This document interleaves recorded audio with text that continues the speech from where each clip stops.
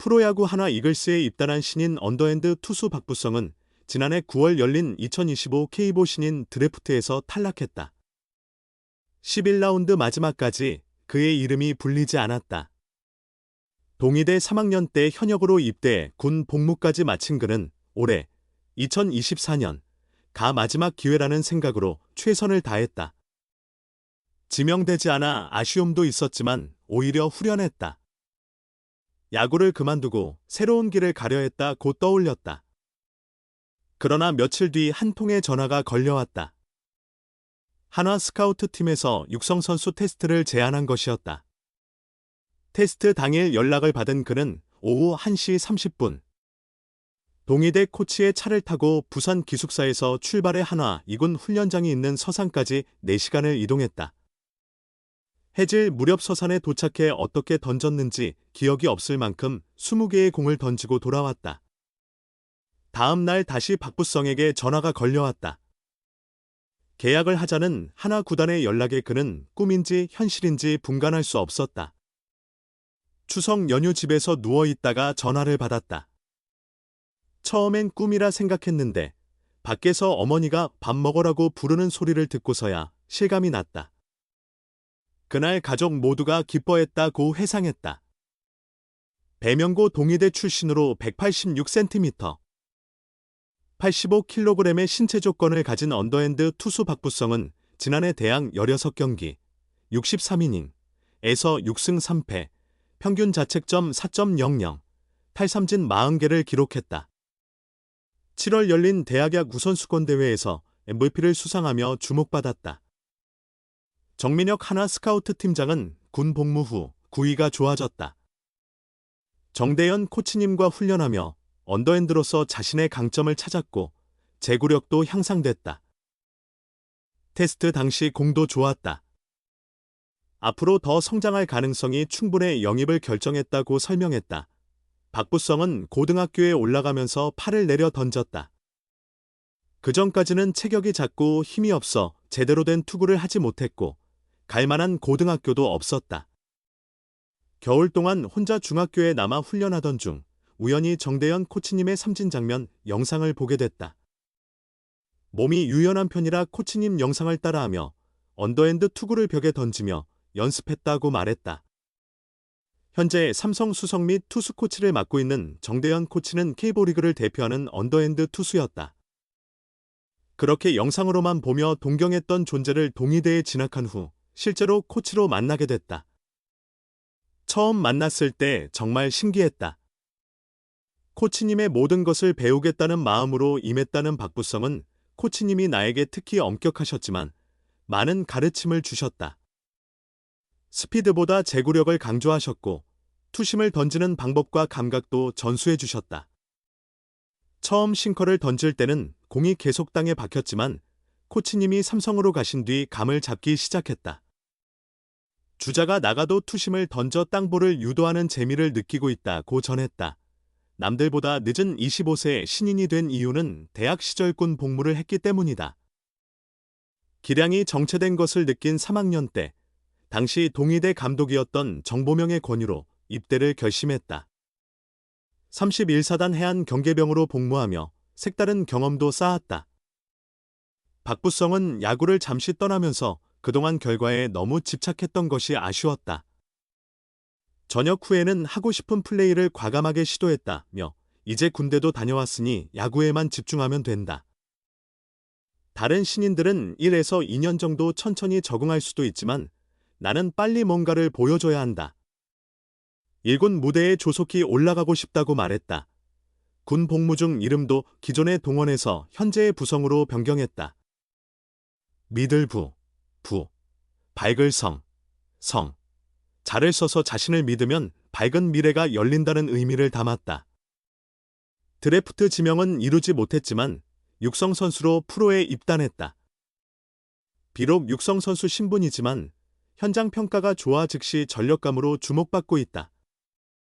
팀 내 언더핸드 투수가 부족한 한화에서 박부성은 히든카드가 될 가능성이 있다. 프로에서 꼭 이루고 싶은 목표에 대해 박부성은 승리나 세이브를 기록하는 것도 있지만 사촌 형과 맞대결을 해보고 싶다고 밝혔다. 그의 사촌형은 신인왕 출신이자 이루수 골든글러브를 2차례 수상한 NC 프랜차이즈 스타 박민우다. 두 사람은 7살 차이가 나는 사촌 형제다. 지난해 5월 박민우가 어깨 통증으로 잠시 2군에 내려갔을 때 동의대와의 연습 경기에서 박부성이 투수로 나서 맞대결을 펼친 적이 있다. 당시 박민우를 3루 땅볼로 잡아낸 박부성은 민우 형이 일부러 힘을 빼준 것 같다며 웃으며 말한 뒤 프로에서도 형을 상대로 아웃을 잡고 싶다. 초구는 직구로 던지겠다고 각오를 다졌다. 언더핸드 투수가 좌타자인 박민우를 상대하려면 1군에서 핵심 투수로 자리 잡아야 한다. 박부성이 충분히 성장한다면 사촌 형제의 맞대결도 자주 볼 수 있을 것이다. 이런 조합은 상상도 못했다. 한화. 호주 대표팀과의 3연전 선발진 이미 확정, 그 안에 담긴 깊은 의미. 호주 멜버른 스프링 캠프에서 2025 시즌을 준비 중인 한화 이글스. 다른 팀들은 3일 훈련 후 하루를 쉬는 패턴을 따르지만 하나는 3일 훈련 1일 휴식 4일 훈련 1일 휴식 방식으로 강도 높은 훈련을 진행하고 있다. 1차 캠프에서는 선수들의 개인 기량과 체력을 끌어올리는 것이 핵심이다. 그러던 중 캠프 막바지에 뜻깊은 기회가 찾아왔다. 오는 14일부터 16일까지 호주 국가대표팀과 연습경기 3연전을 치르게 된 것이다. 호주는 전통적인 야구 강국이라고 하기는 어렵지만 투수들은 공이 빠르고 타자들은 장타력을 갖추고 있어 결코 만만한 상대가 아니다. 전력이 만만치 않다. 실전 위주의 일본 오키나와 2차 캠프로 떠나기 전 실전 감각을 끌어올리면서 1차 캠프에서 선수들이 얼마나 준비됐는지 점검할 좋은 기회다. 김경문 감독은 호주와의 경기까지 아직 시간이 남아있음에도 불구하고 벌써 3연전 선발을 확정했다. 캠프에서 만난 김 감독은 1차전은 박부성이 선발로 나선다.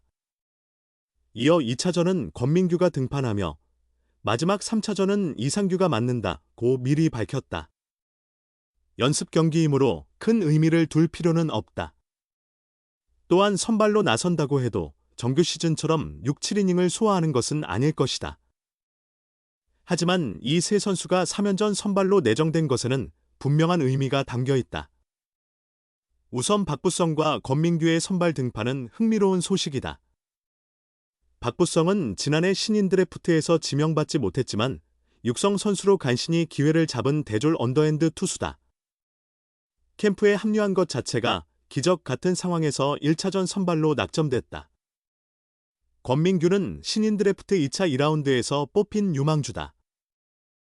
하지만 그 역시 이제 19세에 불과한 어린 선수다. 그런 그가 중요한 역할을 맡게 됐다. 현재 멜버른 캠프에서 두 선수는 기대 이상이라는 평가를 가장 많이 받고 있다. 김 감독 입장에서도 이들을 미래 선발 후보로 키울 수 있을지 확인하고 싶은 마음이 클 수밖에 없다.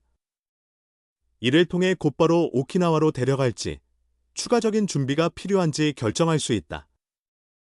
박부성은 최근 자취를 감춘 정통 언더핸드 투수로 대학 4년 동안 다양한 경험을 쌓았다. 구위와 제구가 안정적이며 독특한 투구 스타일로 인해 타자들이 쉽게 공략하기 어렵다. 반면 권민규는 속도에만 의존하는 최근 신인 투수들과 달리 제구력으로 호평받고 있다. 벌써부터 영리한 투수라는 평가를 받고 있다. 이상규는 지난 시즌을 앞두고 2차 드래프트를 통해 한화에 합류한 후 김 감독의 신임을 받아 선발과 불펜을 오가며 기회를 얻은 선수다. 현재 한화는 폰세 와이스 류현진 문동주 엄상백으로 이어지는 강력한 선발진을 구축했다. 하지만 야구는 변수가 많은 스포츠다.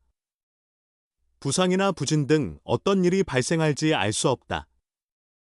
따라서 감독은 장기 레이스를 대비해 선발 자원을 충분히 확보해야 한다. 그 중심에 있는 선수가 바로 이상규다. 이상규가 좋은 투구를 보여준다면 아직 선발 경쟁이 끝난 것이 아니다라는 메시지를 팀 내에 확실히 각인시킬 수 있다.